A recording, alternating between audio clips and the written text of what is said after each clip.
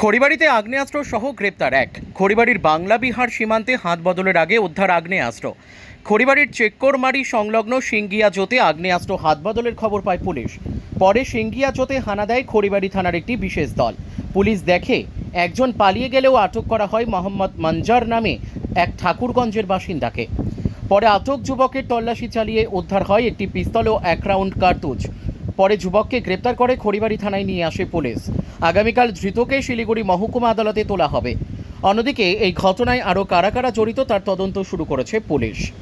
Bureau report, Kharibari Times. দেখলাম কি এখানে একটা লোককে ধরছিল, শুনলাম বলে বিহারের লোক। তো পুলিশরা দেখলাম না আসে, দেখি সাথে আর অগ্নিস্ত্র ছিল একটা, পিস্তলটা দেখলাম আমি হাতের মধ্যে। আর বলে বলে বিহারের লোক ছিল, ঠাকুরগঞ্জ এরিয়ার না কি বললো জানছিল এটা, এটাই আর শুনলাম। আর পুলিশের কারবাই করে নিয়ে গেল, এটা যেটা সত্যি ওইটাই বললাম। কি মনে হচ্ছে এইসব এলাকায় তো আমি এসব এলাকাতে যেরকম হয়ে গেছে কি বলবো, আর আমি বলার তো কিছুই নাই। এইসব তো মানে জীবনে প্রথম দেখলাম। ওরা কি বিক্রি করতে নিয়ে আসে এইসব এলাকায়, কি মনে হয়? আমার তো মনে হচ্ছে মানে কেউ দেওয়ার জন্য নিয়ে আসছে না, কে নিয়ে আসছে। কি চান আপনারা?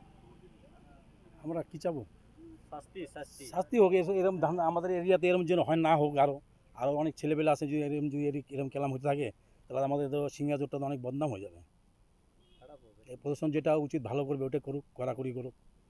প্রশাসন তো বলে আমাদের রাত বিরাত কোনো লোকজন 9টা-10টার পরে লোকজন ঘুরে না, ওটার মধ্যে ভালো ভালো লোকও ধরা পড়ে যেতে পারে। এর জন্য নিজেরা 9টা-10টার মধ্যে নিজের সম্পূর্ণ বাড়িতে থাকার উচিত। আপনার নাম? আমার নাম হলো সমীর ঘোষ। এটা কোন জায়গা? এটা সিঙ্গাজোর।